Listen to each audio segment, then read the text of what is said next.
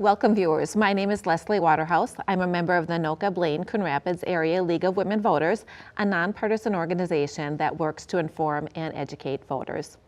Joining us today to provide voting information is Anoka County Elections Manager, Tom Hunt. Thank you, Tom, for joining us today to answer some questions on the presidential nominating primary. So will all the ballots in Minnesota be identical, regardless of where a voter lives? Sure. So yes and no. Yes, because in this particular election, it will just be for the office of the president. So in that respect, yes, because there won't be any local or school district offices on this ballot. And the names of each candidate will also be the same as well. But I stopped short of saying identical just mainly because if you're in precinct 1 and the candidates are candidate A, candidate B, candidate C, the next precinct over could have those names in a different order because the names do rotate from precinct to precinct. So, so I stopped short of saying identical, but for the most part, yes. And do I have to declare my party preference to vote? Yes. So for the presidential primary, you do need to declare your party. Now, this is done as privately as possible.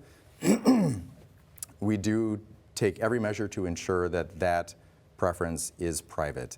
So when you go to check in on the polling place, on the poll pad, we make sure that it's turned so that no one else can see what party you choose. When we hand you your receipt, we hand it to you upside down so that nobody could see it.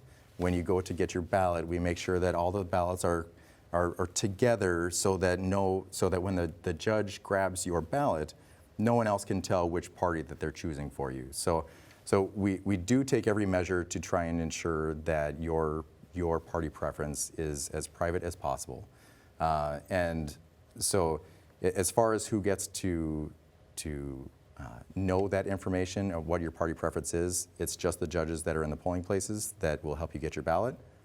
And then the chair of the party for the ballot that you chose, they will be made aware of anyone who chose their party's ballot. So yes, if you do not declare your party, you cannot vote in this election. Okay. So does the winner in Minnesota automatically get on the ballot in November? No. So Minnesota is just a piece of the puzzle. So every other state gets to have their say as well. So it could turn out that the candidate for one of the parties wins in Minnesota and later on becomes the nominee for the party based on the votes of every other state. But it is also possible that who we select does not get selected by the rest of the country, so it wouldn't be the person that ends up on the ballot. This election does bind our delegates, but that doesn't necessarily mean that that will be the candidate in November. I see. So what information about me will be available to others if I vote in the presidential primary?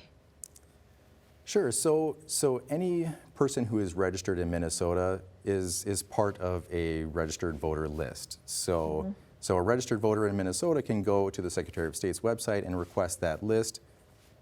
And there are pieces of information that are public. So your name, your address, your phone number if you've included it, and your year of birth.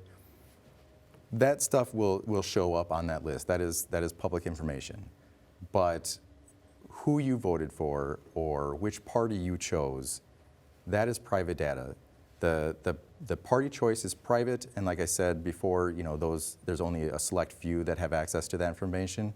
And who you voted for is never known to anyone because that is never tracked anywhere. The ballots are anonymous, so no one will ever know who you voted for.